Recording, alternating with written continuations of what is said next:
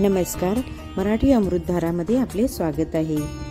आज मी तुम्हाला सांगणार आहे केरळमधील प्राचीन चमत्कारी केतू मंदिराबद्दल माहिती। नागनाथ स्वामी मंदिर केरळमधील हे शिव मंदिर विशेषतः राहू केतू मंदिराच्या नावाने प्रसिद्ध आहे। लोक याला केतू मंदिर असेही म्हणतात, कारण केतूशी संबंधित वेदनांचे निराकरण करण्यासाठी मोठ्या संख्येने भक्त येथे भेट देत असतात।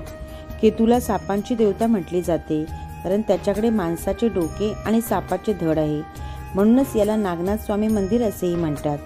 येथे केतूने शिवाची तपश्चर्या केली। ऋषींच्या शापापासून मुक्ती मिळवण्यासाठी केतूने या ठिकाणी शिवाची पूजा केली अशी स्थानिक मान्यता आहे। केतूच्या तपश्चर्येने प्रसन्न होऊन शिवाने शिवरात्रीच्या दिवशी केतूला दर्शन देऊन शापातून मुक्त केले होते, म्हणूनच याला केती तपस्थळ असेही म्हणतात। केतू कोण आहे?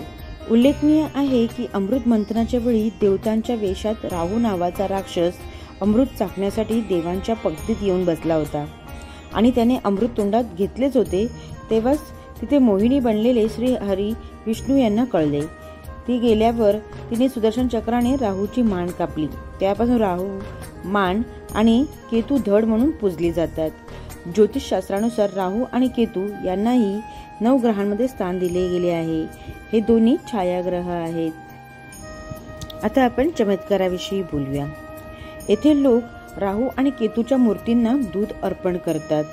त्यांच्या मूर्तीला दूध अर्पण करताच दुधाचा रंग बदलून निळा होतो असे म्हणतात। येथे राहू देवाला दूध अर्पण केले जाते आणि केतू दोष असलेल्या व्यक्तीचे दूध निळे होते। मात्र हे सगळे कसे घडते याचे गूढ अद्याप कायम आहे। अशा नवनवीन माहितींसाठी आमच्या चॅनलला सबस्क्राईब करायला विसरू नका। मराठी अमृतधारा।